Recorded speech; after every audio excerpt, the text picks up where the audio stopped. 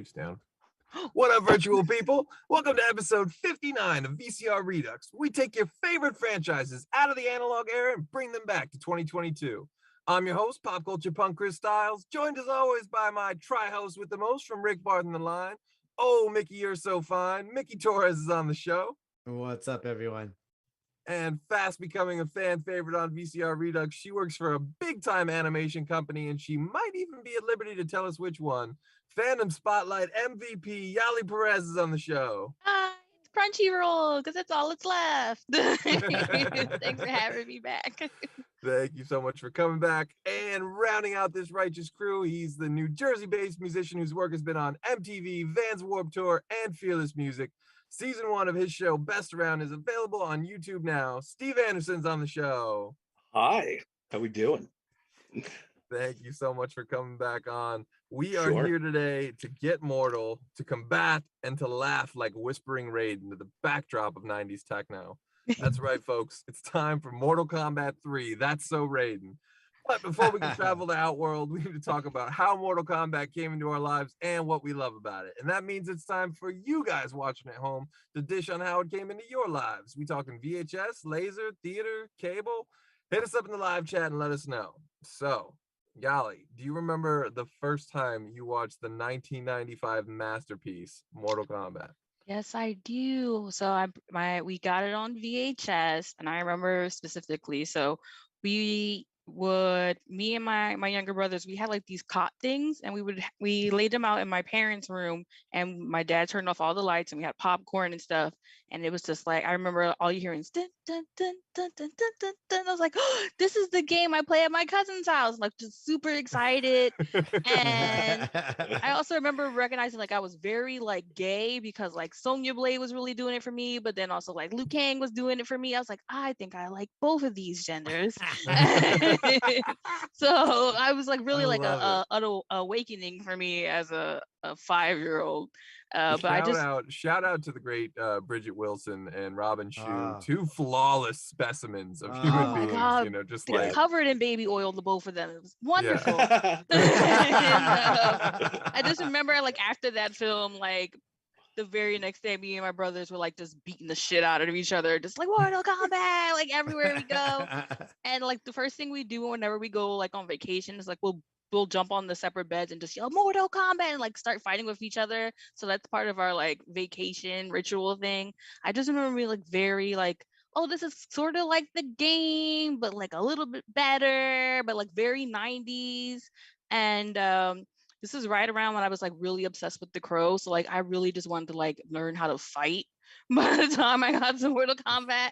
So I was just really, really, the films have always been like really, it's like special to me, like they're part of my childhood. But like the games, like I've seen every incarnation of a Mortal Kombat, like the TV show that came on after wrestling, the one that they came up with like in the early years of YouTube, the cartoon, like any Mortal Kombat, I've seen it. And I just, no matter how terrible it is, I will watch it. So man, props to you, because I don't think I ever watched any of the animated Mortal Kombat. I think I tried to watch one of them, and it just like didn't hold my attention. And you know, it's even better back in than the the day, animated Street Fighter TV show for sure, because that is just painful. well, that if that isn't setting a low bar, I don't know what is. But that is amazing. Steve, do you remember the first time you watched Mortal Kombat? We talking theaters, VHS? Yeah. I saw it in theaters. Yeah. Okay. Yeah. Okay. Really so young. was this like 10-year-old Steve, 11-year-old Steve? Where did it come out? 95? 95, yeah. 12, 13-year-old Steve. Yeah. Okay. Right? Yeah. Yeah. It's about right. I was thinking, wouldn't it be crazy if I said I saw the movie and I realized afterwards it was a game? Really? No.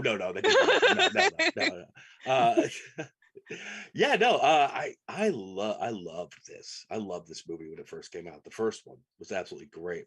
I love the idea of knowing the actual backstory to this game that we've been playing, you know?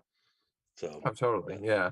And like, you know, Yali said it had a lot of those 90s like where it was very similar, but of course they do change some things up. And you know, interesting, you were mentioning The Crow before too. Brandon Lee was supposed to be Liu Kang at one point in time, and then obviously that didn't work out, sadly. There's a lot of that with these movies, like the great Steve James you know, from all the great canon movies, American Ninja and stuff like that. He was supposed to be Jax at one point, and then he got, you know, he fell into bad health, and unfortunately, he is no longer with us. And God, he's just like the coolest dude ever. So any chance to talk about Steve James, I'm gonna take it. There's a lot. Cameron Diaz was supposed to be Sonya Blade, but she broke like her shoulder blade or something, you know. She like broke her leg or her arm like doing the training. They were like really close to going. And again, think about that might have not have had the same impact on you, Yali. Is, you know, Cameron Diaz is great, but Bridget Wilson is just like such an iconic piece of the 90s to me. And not to say that Cameron Diaz isn't, but I know, I totally hear it. It's funny because Mortal Kombat for a while, like the learning about the making of like the both films was like, it was very cursed, the two of those films. Like they just kept running into like issue after issue after issue, and it was just like, thank the Lord, I guess it worked out that they came out. But even with the newest Mortal Kombat film, like it had issue after issue after issue. So they're just cursed films. Did it? I mean, well, with the first movie it worked out, but like I think when you make anytime you make one of these kind of movies, like Super Mario Brothers or anything based on a property that's already huge without it being ever being a movie, I think you have so many cooks in the kitchen. Like you know, mention like Ninja Turtles, like you have obviously Eastman and Laird are going to have their say, the creators, and then you know, that's kind of like Boone and Tobias in the case of Mortal Kombat, and then you have Midway Games who like squeeze in new characters that we're going to put in future games, validate like these characters. And you know, Midway was very unique, not to delve too much into the game, but I know Midway put a feature in their arcade cabinets that kept track of which characters players use the most. So they would use that information when making the next game, like, oh, people aren't playing as Kano, we're going to take him out, we're going to put in these other new characters, you know. Oh, really? So I think, you know, that's obviously a company that's going to think that much. They're going to be really involved in like getting certain characters and for sure movies. I think that's sort of what happened with the second movie a little bit. But Mickey, do you remember the first time you watched Mortal Kombat? First time I saw Mortal Kombat, so 95, I had already graduated high school a year before that. So I wasn't really like, I mean, like I just, for some reason, this movie got lost on me. Like I remember playing the games and everything else like that. Right on. So, and it was cool. I think I eventually saw this. I rented this. It was a VHS for sure. And I love the movie. I thought like, you know, like, oh my God, this movie is just like, it just reminded me of how much I love the games. And I was like, this is awesome. I actually have like a Mortal Kombat movie poster and stuff like that and everything else like that. I don't have it, you know, with me tonight, obviously. But well, I mean, it was framed and it is framed in somewhere. So it's another kind of testament to this movie and this franchise in general. Very strong, iconic imagery and graphics. Like that logo is just, you know, instantly recognizable. The music too. The music. Yeah, it's ridiculous. Yeah. Even the basic font they used for the movie poster when the game had its own incredible font, they used like kind of a little bit more basic, you know, font for the poster, and it even kind of fits somehow. It's like, okay, yes, this is very 90s of you, this choice. But I don't know. I love all that stuff. I'm a It's still funny that when you like mention MK, most people don't even think like Michael Kors. They immediately go to like, oh, Mortal Kombat? Is that what you mean? Like, yes, my Mortal Kombat bag is what I'm referring to. Like, I don't know. I guess like MK would not mean Michael Kors for me. Yeah, I mean, definitely. Like if I see it on a bag, obviously I know. Yeah, but I think everyone's first thought is Mortal Kombat. Like they got bags now. Like no. Designer. Does anybody know why it's a K? Why they misspelled that? It was foreshadowing the Kardashians. I think it's one of those things. It's like just like Def Leppard or Led Zeppelin. Like you just like, oh, we're gonna the Beatles. We're just gonna like misspell it just to be cute here. Like, and then that'll sort of make people remember it. And there were probably a bunch of games that combat was in the title. Yeah, there was. Like, how do we stand out from the other combat games? There's could have even been a game called Mortal Kombat, but the reality is that, you know. Yeah, I wouldn't be surprised if it did come. It wasn't a popular game, right? Yeah, like some stinker of a game, you know. And like we don't want to get. Well, there was an Atari game called Combat. Okay. Oh yeah. Yeah, COMBAT. So I remember that, but obviously. I mean, I could do a whole episode on the history of fighting games that lead up to Mortal Kombat, because it is, Mortal Kombat and Street Fighter were kind of like that, Tekken, quantum all that leap, stuff, quantum leap towards the future. but Especially Mortal nothing Kombat. nothing like Mortal Kombat though. Mortal Kombat's like the fatalities and all that stuff. I'm like, it was like for a kid. I think just as integral to the success of Mortal Kombat as all that stuff is just the technique they used of the like video capture animation. Yeah, It made the graphics look so real. You just thought like, oh my god, graphics could never look more real than this. At the time, you're like, this is amazing. Like, true. Yeah, that's seriously the way I felt. I was like, this is the peak of graphics. Like, look at what a Genesis can do, man. Like, yeah. That's why when you saw the movie, it was like watching the game, because you almost felt like it was like, all right, well, the game looks like this too. Especially when you got in the older iterations of Mortal Kombat, where it was like real people. It looked like it's like. It's true. You can't deny though that so much of the love for that was due to the blood and the gore and the fatalities and all that. Yeah. Like initially when we were young. Oh, totally. That's a huge part of it. I mean, the game is genius in everything about its branding, right? Like the simple logo, even the misspelling, because it makes you remember it. The like Mortal Monday when the game came out, or the second game came out, or when the game hit, I think systems or whatever it was.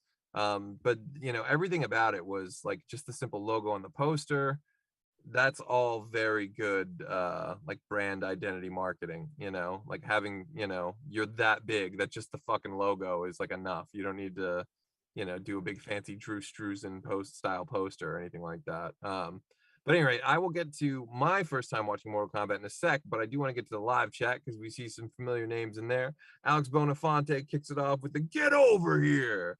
I see Mr. Rex in there, Mike Riffraff and Angie Saunders, a couple of mashup geniuses in their own right. Sean Gold of Gold's Code says Ian isn't here. Flawless victory.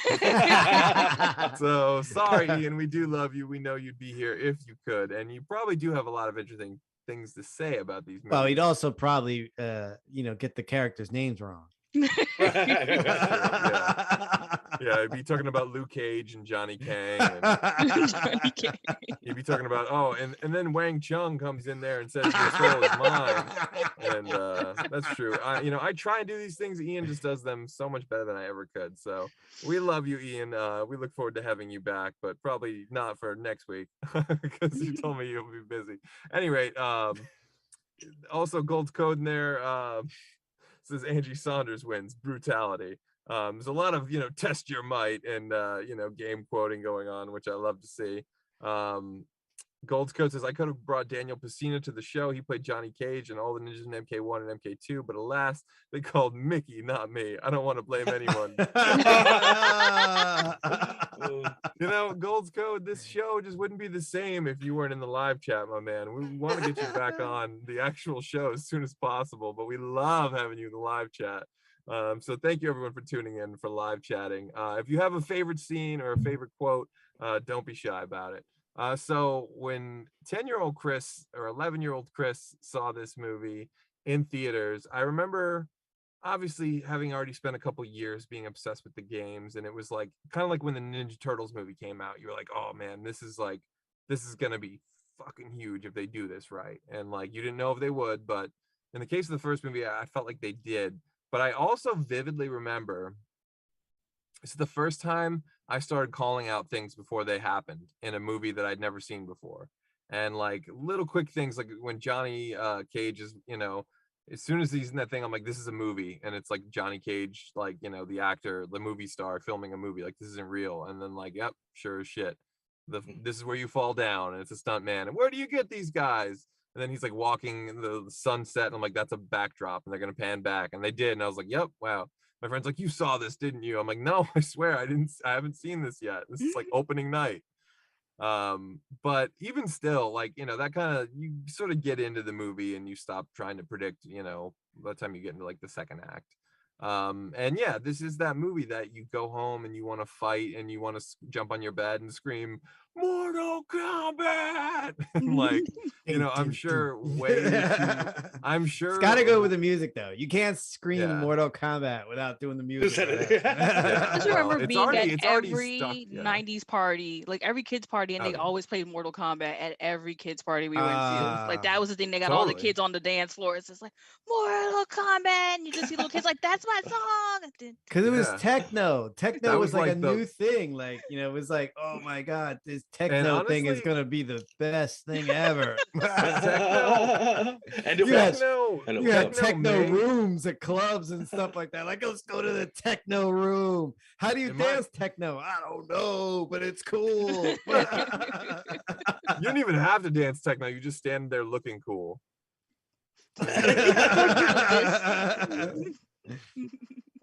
You know, cinematically, let's be honest, folks, techno peaked either at Mortal Kombat, Blade, or The Matrix. But outside of that, techno in films has not been done very well. And for me, like, you know, I just sort of think of that era of movies when I hear this style of techno. And the techno in the first movie, vastly superior to any of the musical choices in the second film. But we will get to the second film shortly. So, you know, like I said, this is that movie. I'm sure, you know, middle school Chris and Steve made some embarrassing Mortal Kombat knockoff movies with our dad's video camera. Oh, we absolutely did, yeah. And like homemade ninja costumes, probably like cutting up sweatshirts to look like, you know, the Sub-Zero or the Scorpion. I'm just like imagining, like, you know, where my mind probably was at the time. And I think the first thing I ever filmed with the video camera was just like play Mortal Kombat fighting, like, you know. Probably just us throwing ice at each other in a basement. Yeah. Yeah, right. Yeah. Like, oh no, I hit you with the ice, you're frozen. Like, illegal move. Like, you know, it is that just one of those kinds of franchises. But then, of course, a couple years go by, and the world had started to change a little bit, and we get a film called Mortal Kombat Annihilation, and I feel like this had all the, you know, every chance to be a big birthday party movie like the first one was. But from everything about the sequel, from the casting to the cinema to everything about it, looks like the porn parody of a Mortal Kombat. When we were watching that, parodies are much better. I know, right? Insulting to porn parodies everywhere, Steve. Exactly. There's a good Marvel one.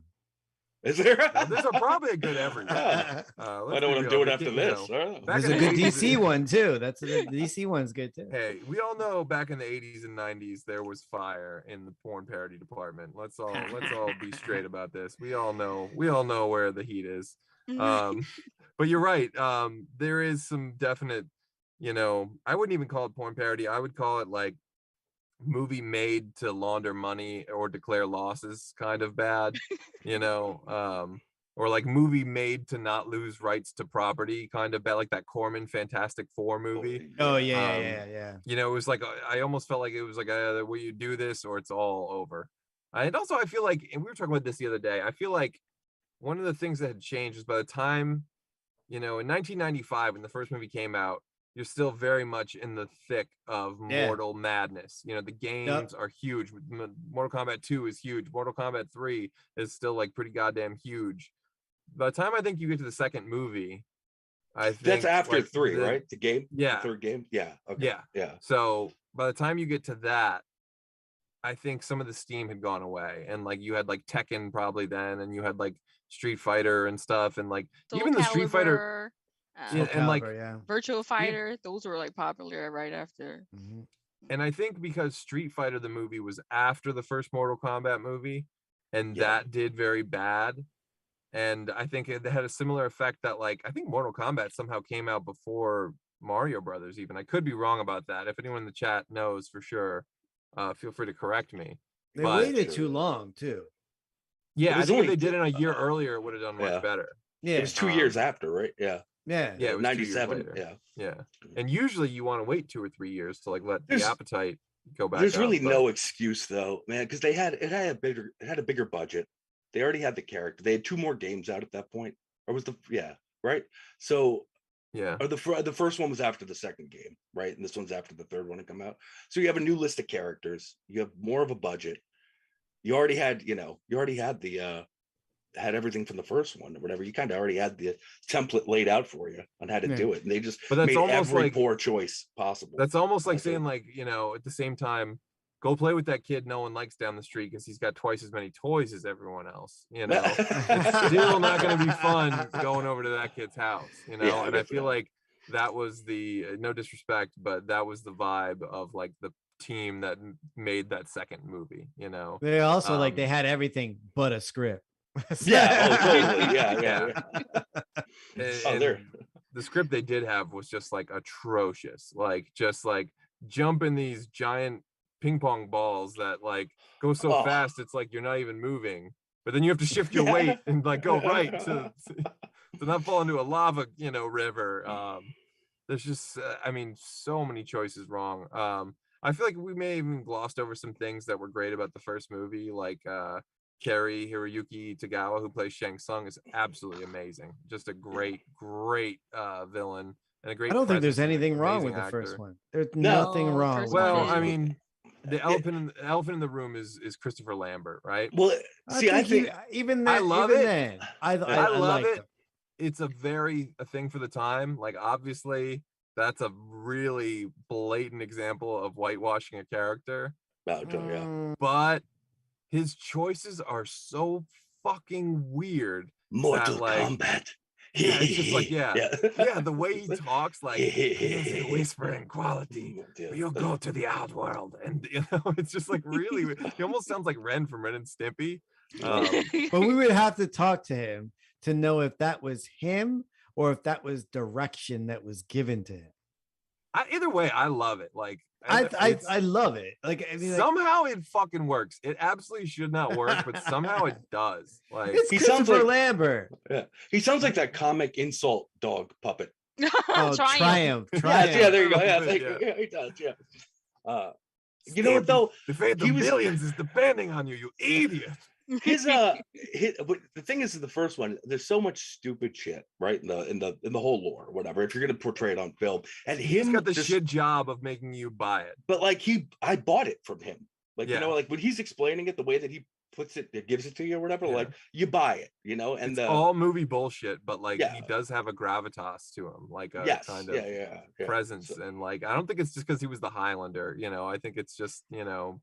Oh, just that certain something, you know. You know what he reminds me of? I mean, like it's the same example of as the Master of the Universe movie with Frank Langella. Yeah, as Skeletor. It's very much that same kind of like you've got like this big name actor playing this role, and you know they got to make this role come to life. So they're just doing the best they can with the material that they have. Yeah, they didn't really give him much of anything to do. Besides, I mean, he just pushes exposition and like, you know, kind of he doesn't fight at all. He doesn't, you know, he doesn't even go with them at the end for no reason. Like, you know, like, he's there to explain rules left and right, you know. No, he's there for the parents who don't know what the heck Mortal Kombat is, and they're just there with their kids. So it's the narrator. It's like literally that's like true too. Yeah. Yeah, for the parents that are like, oh God, what is this? Is that game that Johnny's been playing in the basement all day? You know, I mean, we're gonna get to like the newer one too, but it's almost like they did the same thing with that one too. With now, because the newer one didn't have a tournament, and at least the other two had tournament teams. I mean, we'll go there. We'll go there in a little. I mean, just like Cobra Kai, at some point, we don't necessarily always need a tournament in every single one. You know, it's cool to deviate from that because there's enough lore that you don't need to just be straight tournament. If you have a good story, there has to be mortals, and they have to engage in combat, and like that didn't happen in the newest one at all. Everyone was talking and joking and having tea and like, when are they gonna combat each other? Like somebody has to die. I mean, there was some combat, but it was literally so later like, in the movie. It was literally like, oh shit, the movie's gonna end. Yeah. Let him fight. Let him fight. We gotta kill Kung Lao right now before we run out of time. Do you think maybe they tried to like course correct from the second one, which is just only combat, except for that one scene when they're rolling around in the balls under the earth? Literally, the entire second movie is just random combat It's like taking two of your Mortal Kombat action figures, all of them, and just slapping them together. Yeah. Well, they With, probably like minor quips in they got between. they probably Right? got some critique. They probably got some like what we need. We need more combat in our Mortal Kombat.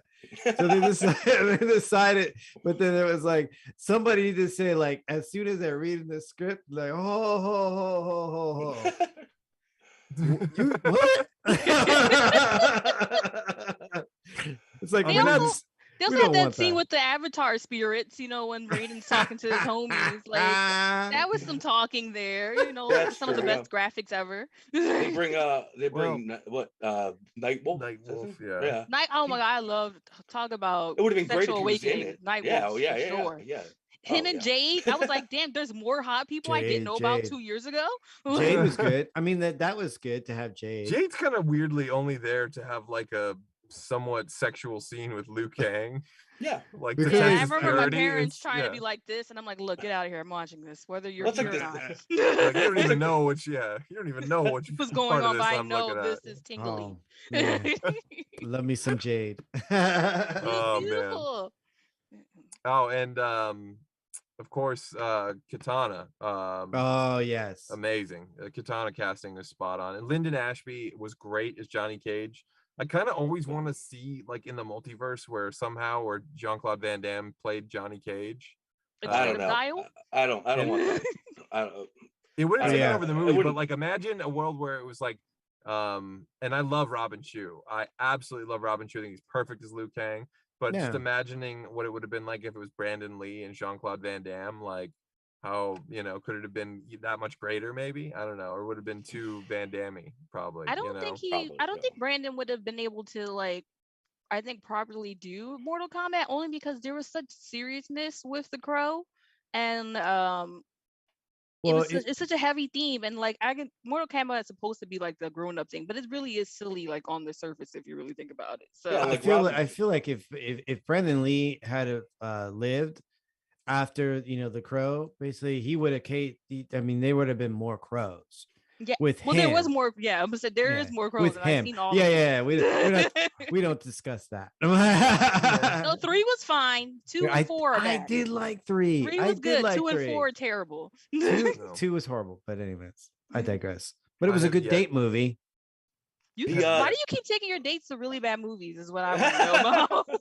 Mickey's good just got mo- that many dates and there are only so many movies. I mean, they're good movies not to see. Oh, okay. Yeah, right, there you go. You're playing in the Oh. popcorn. Never mind. I got you. None of my All of the- relationships ever work out because I'm always showing them the greatest like 80s gems ever. Like, no, you gotta check out this Patrick Dempsey movie. Come on, They just lose interest in you, and Yeah, they lose interest in me. Like, boy, I gotta go find a Patrick Dempsey looking dude. I get it, yeah. Sorry, I hope you do. I think a huge amount of the kind of the comedic charm of that first one was the dynamic between the 3 main characters, between Johnny Cage, Liu Kang, Sonya Blade and and Liu Sonya Kang, yeah. Blade. Yeah. Mhm. For Yeah, sure. the 3 of them play off each other great. So how do you start off the second movie? Recast 2 out of those 3 Three. and recast the Raiden that like tied them all together. So and it is kill just- one of those main characters in the first 3 minutes out of nowhere. Yes, What? a waste of Chris Conrad. Like, I love Chris Conrad from Next Karate Kid and Airborne, who was Johnny Cage in Annihilation. But yeah, you basically just kill him right away, and then you have a new Sonya Blade and I think a different Jax. I don't even think Jax is the same. It's a different Jax. No, they don't give you Jax in the first movies. They give you him right. No, up they do until a little Mortal bit. Kombat. He's at the beginning then, of the first yeah. movie, yeah. And then But not with like metal arms. you get Art. Art gets on the boat. Right, Art. Right, Yes, Art, I love the great Art. Yeah. Ah, Who's I love how much time is spent on Art in the first Mortal Kombat movie. Like Yeah, up a until lot. his death, they have you thinking Art's gonna be like the 4th member of the team almost. Right. They're all You cheering remember for him. Art from the first Mortal Kombat game, right? You remember Art? Everyone loves playing as Every- Kano versus Art. Art. Yeah. Goro and Art. Oh. That Johnny Goro fight was Cage. amazing, though. Oh I just my want to hear God. the voice, like the Mortal Kombat voice, being like, "Stage select Art." There's always a character that literally like nobody selects. It's just like, like literally like somebody would like sit there and like, look for a while, like, who am I going to be? Who am I going to be? Who am I going to be? And they get the art and they're like, fuck it. I'm going to be Johnny Cage like you too. So you have like two Johnny Cages. Two Johnny Cages. Oh no, you're just two scorpions and you're both going, get over here, get over here. Oh my entire God, time. Jesus. Well, just we cheating, are, by the way. and I gotta just say, I do love James Remar, who plays Raiden in the second film, but it becomes way more off-brand with it. His career is almost spotless, but he was in Mortal Kombat Annihilation. It's not his fault. They just gave him turd words on the page. They didn't even give him the kind of turd words that Christopher Lambert had to work with. Or like scenes and sets, it's all CG and green screen, and they have to give Raiden a 90s haircut, and there's just a lot happening there that is just so wrong. Oh my God. That's right. For a minute there, you get powerless, sexy Raiden, where he just has a buzz cut that's like blonde for no reason. Yeah. But then he turns into an elder god, so it's all good. The little like arm wristband things, even though he's in the middle of the desert, I'm just like, aren't you hot? Like, just sweating everywhere. And you get Raiden's father, who is also Shao Kahn's father. I don't know if that's concurrent with the game lore or not. I don't think that Shao Kahn's the highest guy in the game. I don't think he was ever his father that stepped in, right? Yeah, I don't know. They made it seem like, and it was such weird casting choice for like his, like you have Shao Kahn, great Brian Thompson from Fright Night 2. And again, a weird choice for that, like maybe not like your most obvious choice, very different type of presence than Cary. Again, I'm feel bad if I butcher his name, Cary Hiroyuki Tagawa from who played Shang Tsung in the first film. So it's Brian Thompson's weird for Shao Kahn, and then it's really, really weird to have like his father, the like used car salesman of Elder Gods, like the Skeletor, the weird, I don't even know like how to describe, like the dean of admissions of Elder, like the snooty dean. He definitely looked like a professor at Hogwarts for sure. Like totally. Yeah, like discount before Hogwarts, we even knew what Hogwarts were. That's what he looks like. It's like he works at Fogwarts. It's it's in the public domain, and it's like the family dollar. Yeah, definitely the Dollar Tree version. So Dollar Tree's upscale. Family that's dollar. $1.25 now. $1.25. The $1.25 store. Well, hey, inflation. They killed. There's some it's hilarious. We're we are at the halfway point, so it is about time for us to start pitching a Mortal Kombat 3. It's an interesting thing to try and bring back this legacy cast, and no disrespect to the new film that came out like a year ago or whatever it was, but I feel like no disrespect that. That was straight up bullshit, man. I don't want to burn too much time talking about that, but I will just say it seems like they went around making a Mortal Kombat movie instead of just going right at the core of it and being like, yeah, Liu Kang and Shang Tsung and Tournament and Johnny Cage and this and that, like characters and love.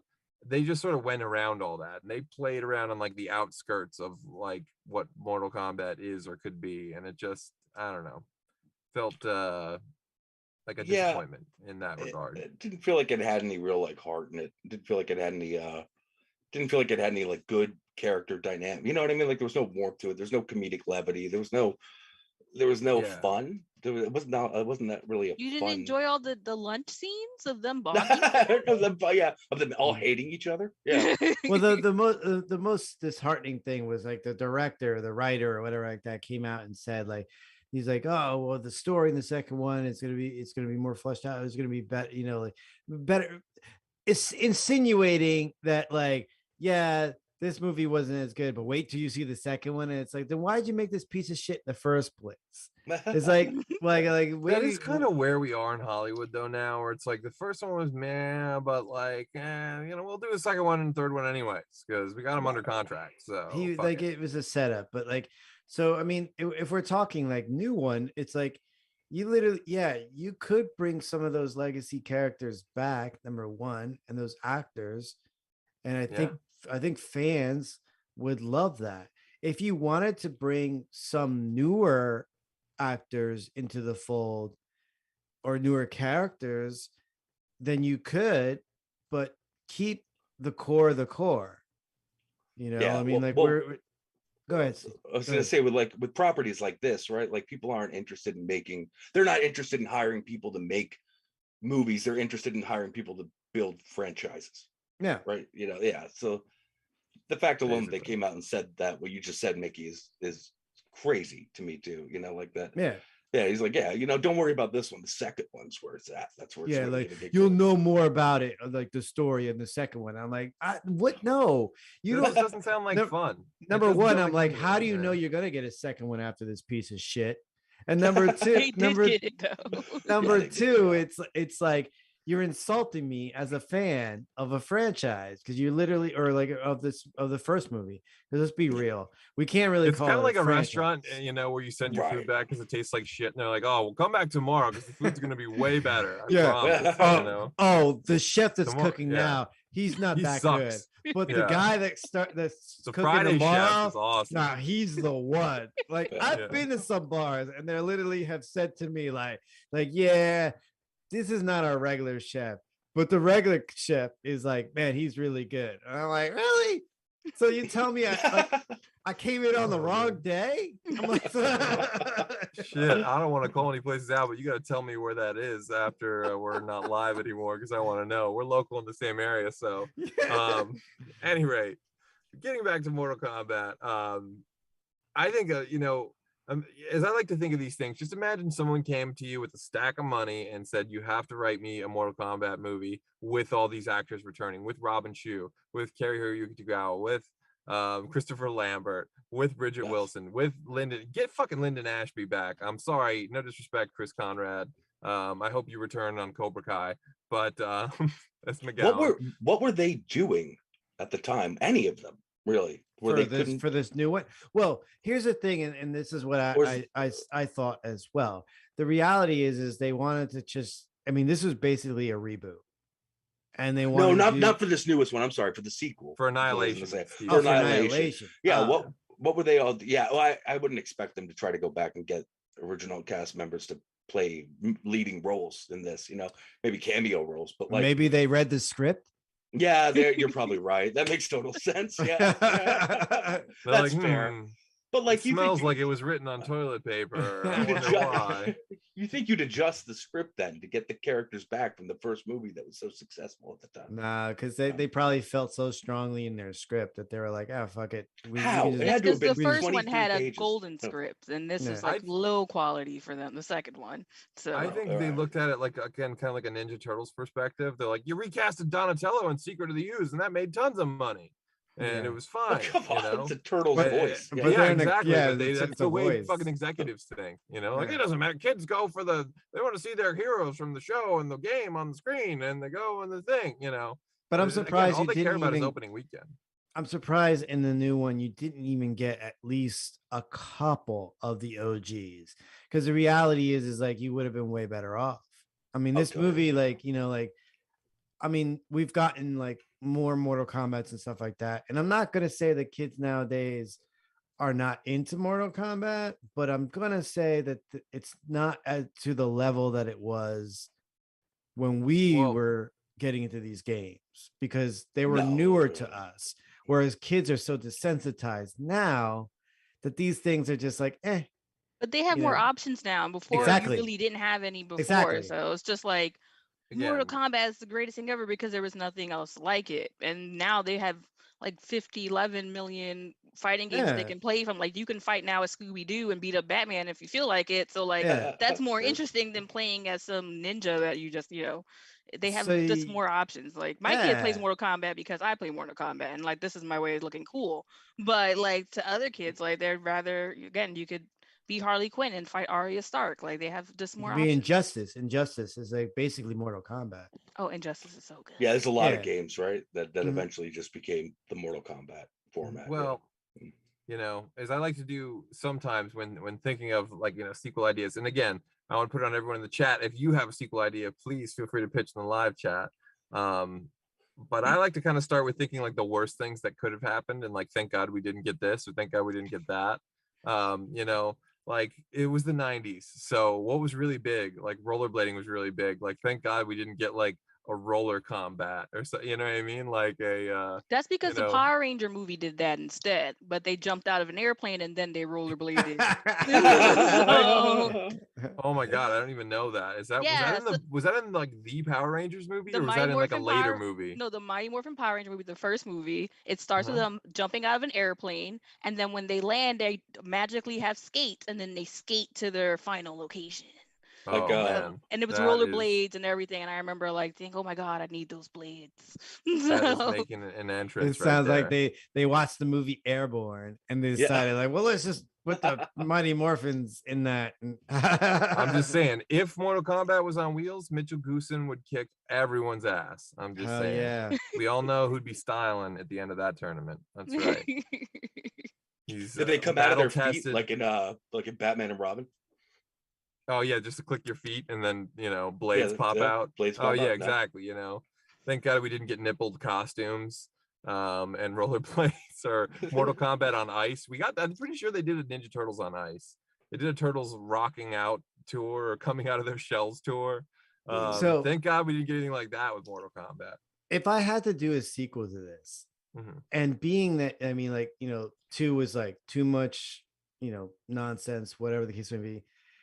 And you know what? I would almost take a perspective of, look what Bloodsport did and how they did that whole tournament and everything like that. You could so do that where Johnny Cage is basically, I mean, it's almost a reimagining, but in a way, but like you transport them to, like, you literally have to do that transportation to another world or another whatever. Kind of how they tried to do with this newer one. But you just literally you do that earlier in the movie, or maybe midway in the movie, and then the last half is this tournament. And you literally have to have the stakes presented, and then you go to and then you make the back half just all tournament. Yeah, I like the tournament. I like that. Yeah, I like the tournament aspect of it for sure. Yeah. I mean, I've thought about it quite a bit. Oh, I'm That's sorry. What were you gonna say, Yali? I think the first Mortal Kombat movie is kind of like an homage to Enter the Dragon. There's a lot of scenes that Oh are yeah. kind of similar, like them getting on the boat, they're meeting Yeah. up with some people and kind of conversating it, but it kind of loses that like there's, like you were saying, there's no real stakes about it because there's this fantasy element. But I think if they would return kind of like the original Enter the Dragon, where it had a story and the scenes where they're not fighting are just as interesting as the scenes where they were fighting. Like there was definitely a tournament, but we didn't get to see everyone fight because the main character was Bruce Lee's character. And I think that's maybe what they should do now, is just stick to the core 3 and kind of take that homage from Enter the Dragon and do it again, because I think that's the reason why the second one didn't work. It was if you think about a completely new film, since the first Mortal Kombat was kind of just based on Enter the Dragon. So why not go back to what we liked, which was getting to know the characters, letting them quip with each other, fight here, fight there, and then figure out something. I mean, it was because the second one ended up being like an episode of Dr. Phil where everyone's upset with their parent. You know what I mean? Like Drago sits down, Don's got a problem with her Oh my mom, God, yeah. and then like Raiden's got a problem with his family, and everyone's just trying to fix it through fighting. And all of a sudden, Sindel's the best mom in the world, and it's I just want to see a like Ricky Lake episode where Sindel comes out and says, it's just "Too bad you will die." will die. So You mean to Greatest tell acting. me that Johnny Cage is not in this movie? I just What the hell were you that's thinking? the first thing. That's the first thing I would do. Is I would, and I I don't could want to send say you I to would, counseling. and I don't want to say I would retcon, because I would find a way. I would take a more soap opera technique if I would. Like, imagine this: like Liu Kang is able to make a deal with the elder god, with like a weird, like a kind of crazy rogue elder god, to get Johnny Cage back. And then it's like him and Sonya Blade had like a family and all this and stuff.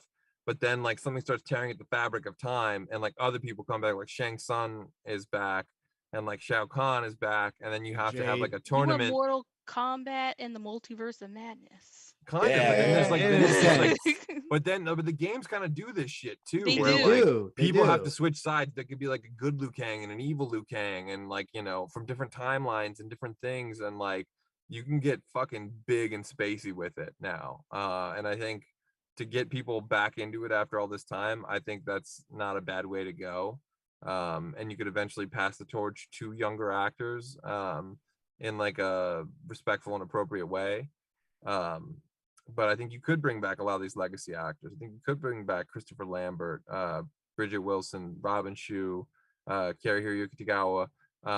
I think they'd still have more than enough in the tank for at least one more outing.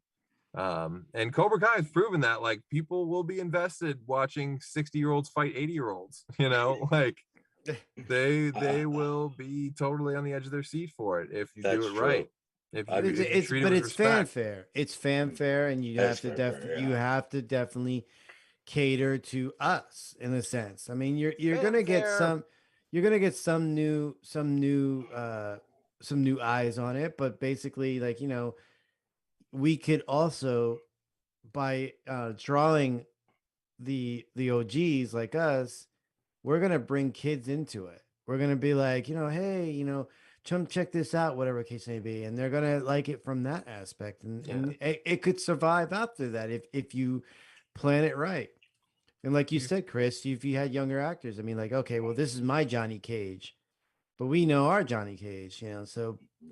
But you gotta like pass it off. You gotta pass it off. Like if you pass it, then it's fine. Well, if you were to say, if you were doing that time travel or that multiverse kind of idea, you could have the original Johnny Cage and this newer, younger Johnny Cage. He's older Johnny Cage. He's, you know, the younger than Johnny Cage was from the first one, Johnny Cage. You know what I mean? Yeah. You could have multiple, kind of like how all those X-Men movies, you know what I mean, had younger versions and older versions themselves. Days of Future Past. Yeah, exactly. Why not, you know, the X-Men Days of Future Past Apocalypse tournament, and you have like some of those, like, you know, again, so, and you get a chance to bring a lot of people back. That would be fun, you know. Like, I think people probably would be happy to see Goro return. I think people would, again, be happy to see Sonya Blade and Johnny Cage back, and that terrifying puppet, that four-armed terrifying Muppet. With the big old like bug guys. Yeah, but only one meal scene in Mortal Kombat though. You don't want to watch Goro and Kano having dinner with each other again? I would totally watch a 2-hour movie just of that. It's my dinner with Andre, but with Goro. It's like dinner with Goro. Breakfast at Tiffany's, but just them two. Two of them sitting at the table, you know, talking about like very 90s, like, you know, mundane things, like, you know, whatever people were talking about, like, hi there. Like, what do you think of these Jenko jeans, huh? Kids are wearing them. They're so big. They could have a whole army of children inside their legs. Like, you know, just stupid shit, you know. Right. I just thought it was funny that the newest film like doubled down on Kano being like really rapey. Like, he was definitely they made him worse. They made him like way worse. I was like, why would you do that? Like, it's 20 something. Like, don't he was more than rapey enough in the first movie. Yeah, he was more than rapey enough in the first movie. You didn't have to make Look at this. Shang Tsung changed Sonya Blade's clothes to have her tied up in different clothes in that scene. At the end of it, and he teased out her hair. You put her in like sexy rags with teased out hair. Like, that was her Leia outfit, like her. Yeah, that was her Leia gear, no doubt about it. Like, the actor also doubled as the hairdresser on the set. So he just thought, like, you know, I can't do two things at one time. Rather, like, you know, I can't, you know, play two things. So I'm just gonna do this in the scene. You mind if I just do her hair real quick here? Your sponsor was Aquanet. It was like, look, we gotta do something.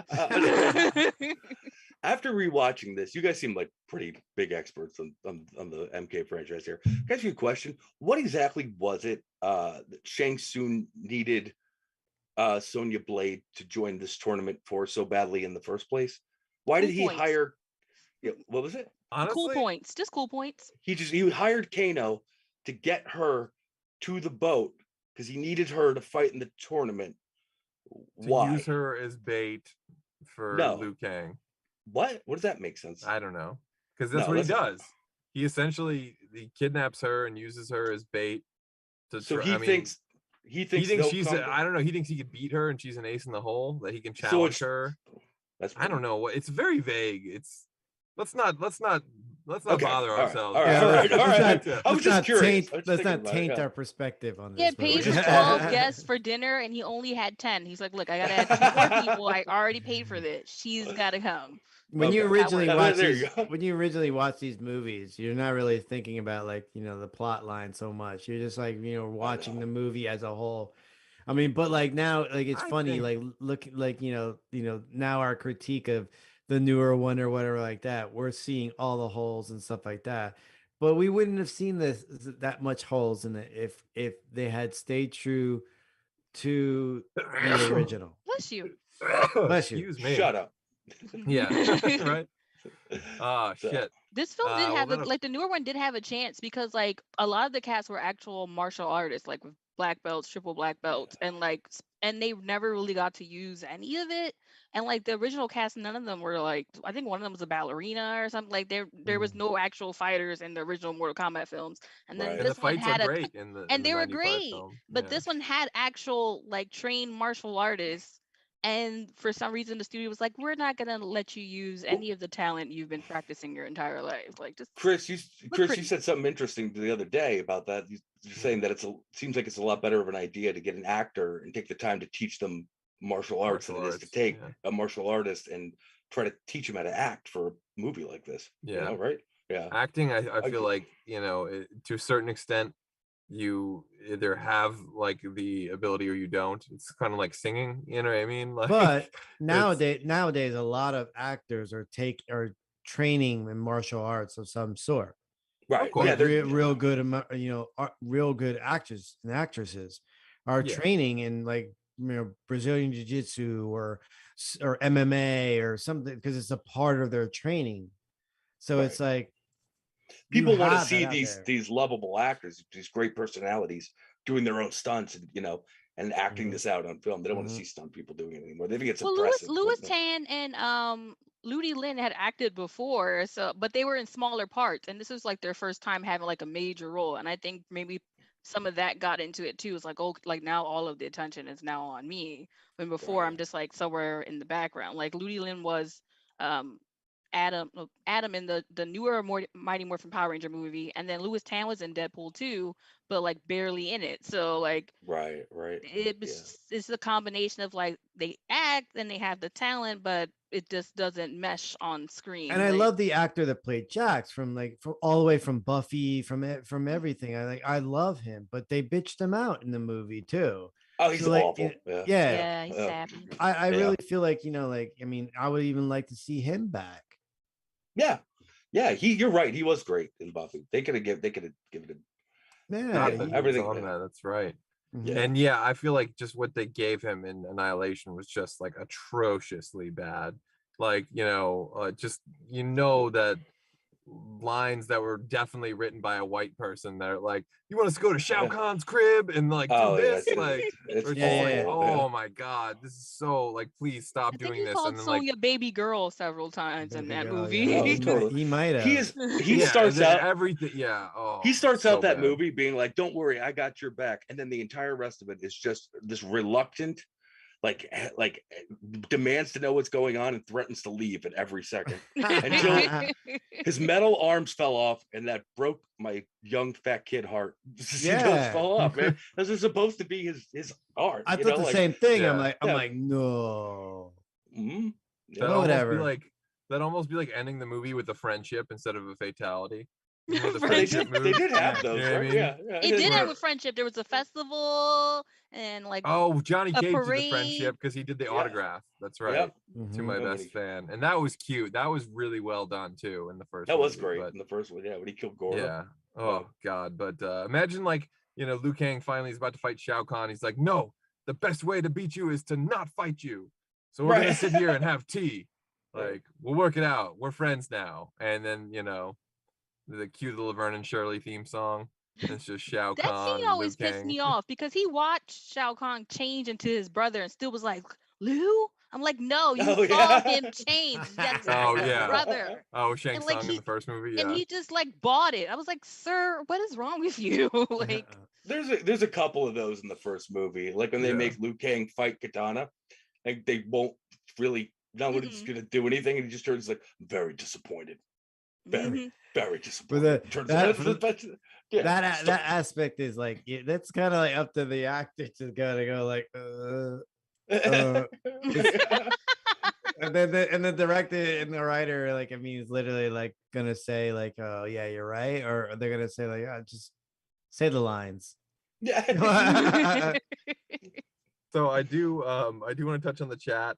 First of all, with all the airborne talk in this chat, I promise you guys we will do an airborne episode on VCR Redux at some point. I mentioned that. I love that movie. Just seeing how much it's dominating the conversation absolutely warms my heart, and I'm so excited. So again, I'm looking for some pitches in the chat. I think there's some general pitches like just put Lambert back and have him throw lightning around. And you know, again, a lot of talk of airborne, and that just is amazing. I think the latest MK Chef's game. Kiss. Okay, Wiley. Oh gosh, yeah.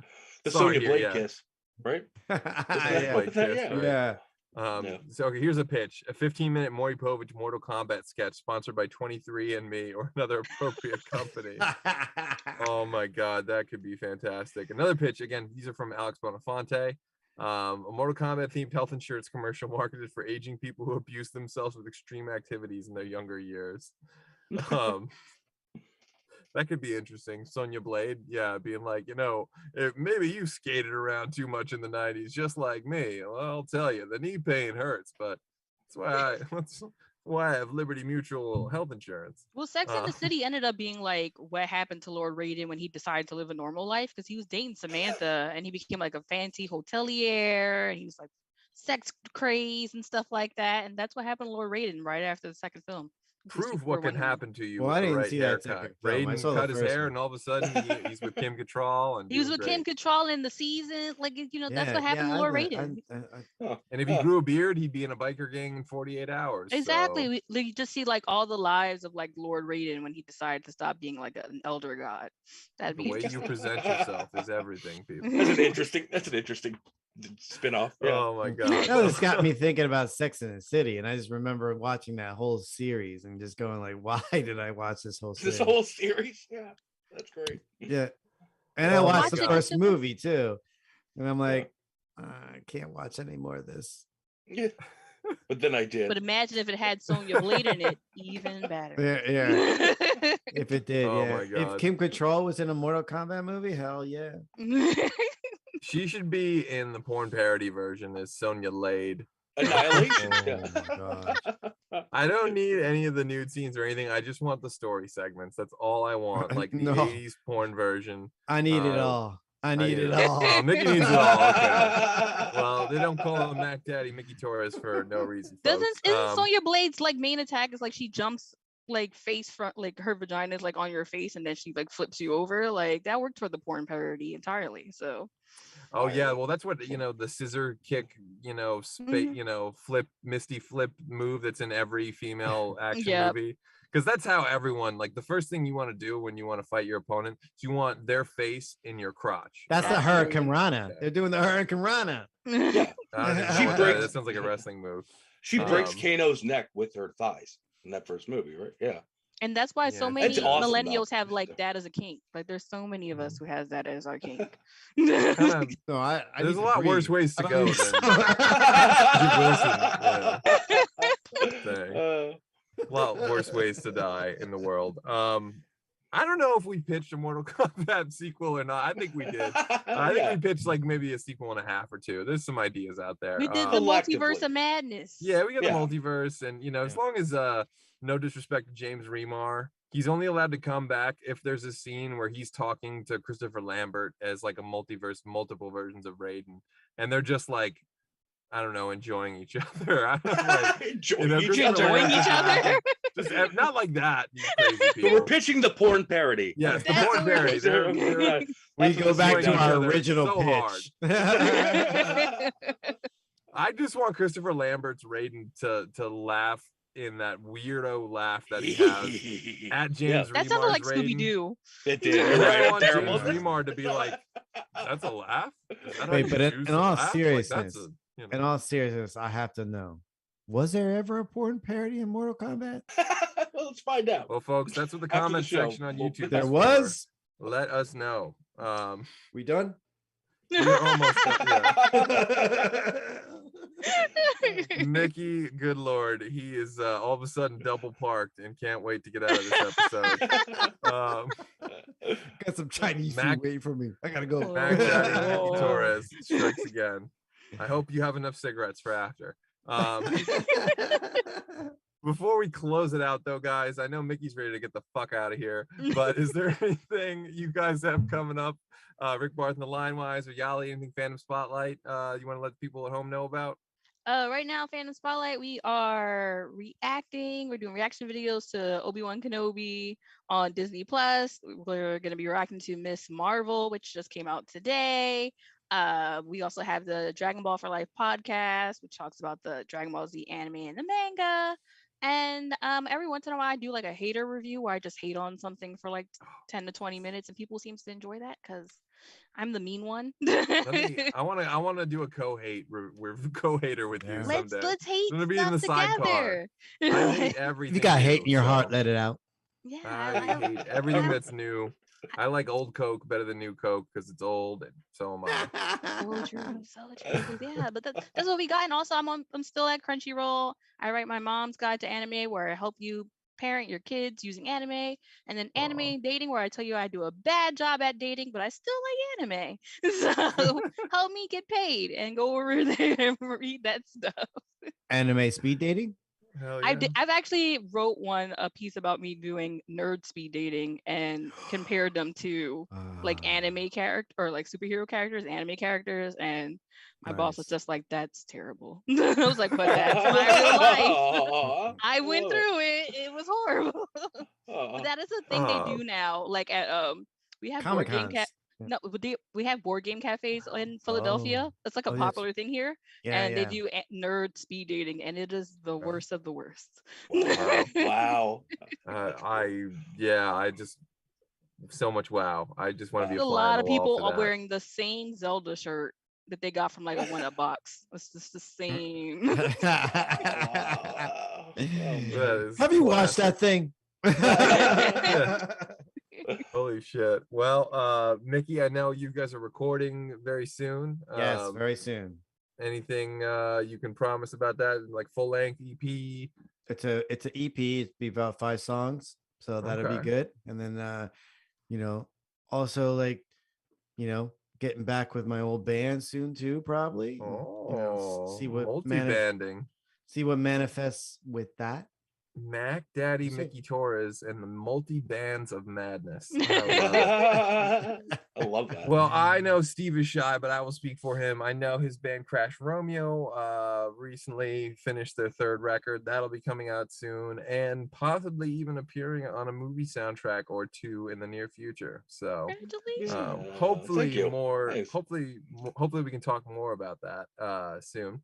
But anyway, in the meantime, you Fandom fans might want to come back next Wednesday at 9 p.m. for our mannequin episode. Kim Control. That's right. If you don't watch it, you get the Hollywood right the fuck out of here. As always, if there's a particular movie or TV franchise that you want us to cover in a future episode, let us know in the comment section below. And since you're already doing that, you might as well go ahead and like, subscribe, and follow Fandom Spotlight, the Hollow Knight Network, and Pop Culture Punk. Till then, back up those Betamax, rewind those Laserdiscs, and we'll see you at the movies.